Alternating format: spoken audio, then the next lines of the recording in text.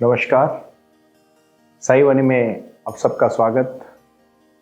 गुरु पूर्णिमा का अभूतपूर्व अनुभव रहा। इस विषय में मैं इतना ही कहना चाहता हूं कि लोग जुड़ रहे हैं ध्यान के माध्यम से, और अंतिम ध्येय जो है जीवन में बदलाव लाना, उसके लिए क्रांति हो रही है। ये क्रांति साई वाणी को प्रारंभ किया और इसको हमने जो प्रयास किया, प्रारंभ करो और जारी रखो। आज हम इतना ही कहना चाहते हैं कि पूरे देश में साईं बाबा के विचारों की कथाएं और क्रांतियां अभी होगी। मैं सभी मेरे प्रिय आत्मन और मेरे सभी भाई बहनों को कहना चाहता हूं कि सबसे महत्वपूर्ण चीज है अपने अंदर की आवाज सुनना और अपने जीवन में कर्म को साथ रहते रहते जीवन में खुशी के साथ बिताना। ये बिताना जो है, वो जीवन जो समर्पण करना है, उसको हम ध्यान के माध्यम से जोड़ेंगे और ध्यान और प्राणायाम के माध्यम से हम जीवन में बदलाव लाएंगे।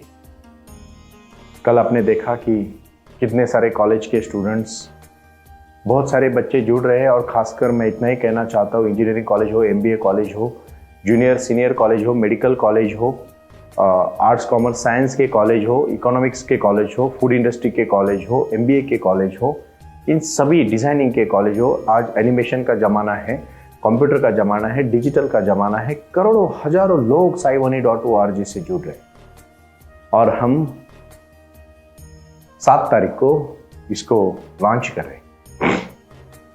मैंने पहले ही कहा था कि मनोरंजन नहीं है। साईं बाबा ने अपने जीवन में जो क्रांति की है, वो क्रांति अपने सबके विचारों की क्रांति है। सबका मालिक एक श्रद्धा और सबूरी के साथ हम जुड़ रहे हैं। गुरु ब्रह्मा गुरु विष्णु गुरुदेवो महेश्वरा, गुरु साक्षात परब्रह्म तस्मै श्री गुरुवे नमः।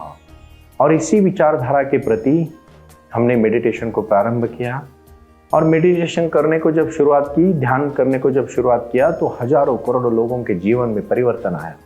बहुत सारे लोगों का मोटापा कम हुआ, बीमारियां कम हुई, सोचना कम हुआ, अच्छी नींद आने लगी, और उन्हीं के साथ साथ उनके जीवन में जो अस्पष्टता थी, जो बेचैनी थी, जो एंजाइटी थी, जो डर था, वो बहुत ही कम हुआ। हमारा लक्ष्य है इस भारत देश को महासत्ता बनाना।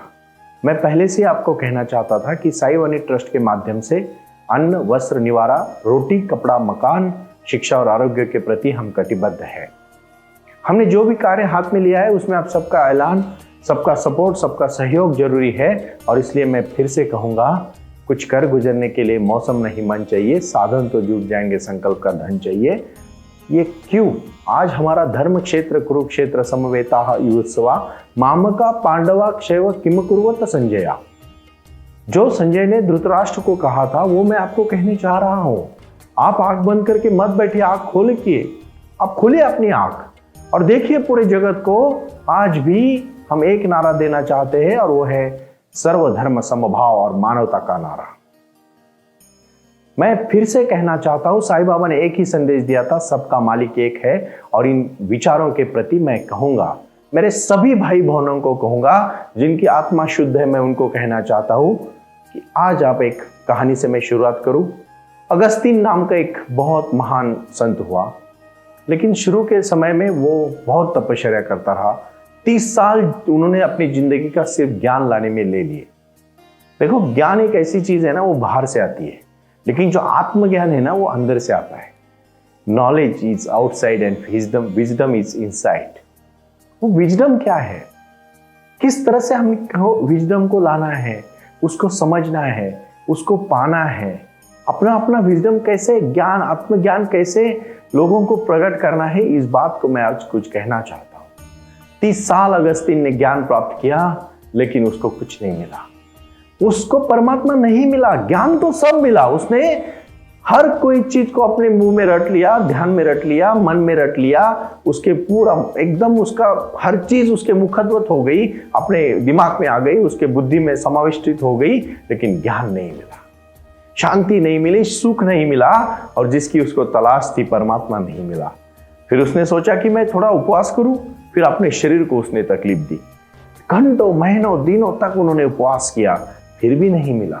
फिर एक दिन बहुत परेशान हो गया, और उसने चाहा कि मेरी 40 साल की जिंदगी बर्बाद हो रही है, मैं एक ही चीज मांग रहा हूं, परमात्मा को मुझे मिल रहा है, और परमात्मा मुझे इतना 30 साल ज्ञान, 10 साल ये सब पूजा पाठ उपवास करके नहीं मिल रहा है। क्यों नहीं मिल रहा है? इसीलिए वो तय कर लेता है, एक सुबह सुबह जल्दी उठ के समंदर के पास, समंदर के सामने चला जाके कोने पे खड़ा रहता है और कहता है, देख भगवान, ऊपर की तरफ आखिरी बार देखता है, इधर उधर देखता है, कोई नहीं होता है। लोगों को डर इसी बात का है कि कोई ना देखे। हम अपने से ज्यादा है ना हमेशा दूसरों का सोचते हैं। पता है मैं इतना सब कहानी आपको क्यों बताता हूं? क्यों आप अंदर की आवाज सुने। और मैं अच्छा इंसान बनाना मेरा लक्ष्य है भारत देश में। इसीलिए मैंने क्रांति का ये जो पर्व शुरू किया है, साई वाणी का पर्व, आज पूरे विश्व में जाने वाला है। बहुत सारे जगह से अभी निमंत्रण आना शुरू हुआ है। कुछ ही दिनों में इसी वेबसाइट पे saiwani.org पे आपको कैलेंडर दिखेगा। हर शहरों में, हर गांव में, हर राज्यों में हमें भी जाना है। और इसमें पहले महाराष्ट्र से जो शुरुआत हुई है उसमें आप सब लोग सम्मिलित हो रहे हैं। आप आज ऑनलाइन का भी हम अगले महीने से शुरुआत कर रहे हैं। डिजिटल माध्यम से हम हजारों करोड़ों को लोगों को जुड़ रहे हैं, लेकिन बदलाव होना चाहिए। फिर जब अगस्तीन ने सोचा, वहां कोई नहीं था और उसने भगवान को कहा, ऊपर देख के, अगर मेरे को आज आप मिलोगे तो है, नहीं तो मैं इसी समंदर में कूद जाऊंगा और मैं आत्महत्या कर दूंगा। और फिर वो इधर उधर देखता है, कोई नहीं होता है, लेकिन बाजू में थोड़े टाइम के बाद उसको समझ में आता है कि उसी समय में एक पत्थर के बाजू में एक छोटा सा लड़का, बहुत छोटा सा लड़का रोता होता है और उसके हाथ में छोटी सी थाली होती है। तो वो तो अचंभित हो जाता है कि यहाँ इतना छोटा लड़का आया कैसे, इसके माँ बाप कहाँ हैं, और वो लड़का रो क्यों रहा है? 5-6 साल का लड़का था। तो वो लड़के के पास जाता है अगस्तीन और कहता है, बेटा तू क्यों रो रहा है? वो कहता है, मेरे हाथ में थाली है और मैं समंदर को इस थाली में भरना चाहता हूं, लेकिन समंदर भर ही नहीं रहा है, इसीलिए मैं रो रहा हूं। और मैं जब तक इस थाली में समंदर नहीं भरेगा तब तक मैं रो लूंगा। मैं रोना ही रहता हूं क्योंकि मैं बहुत परेशान हूं। उस समय अगस्तीन की आंखें फटाक से खुल गई। मैंने कहा, आप दीप भाव, आपका दिया जब आपका दिया जल जाता है, आपको किसी दूसरे के दिए की जरूरत नहीं है।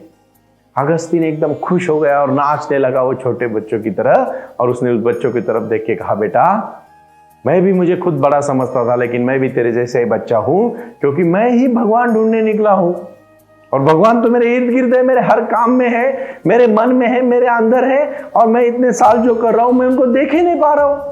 क्योंकि कभी कभी हम अपने जीवन में भी इतनी बड़ी मनीषा रखते हैं, लालसा रखते हैं, ग्रीड रखते हैं कि उस चीज के प्रति जाना जाते हैं हम, लेकिन हम देख नहीं पाते कि वो हमें मिल गई है।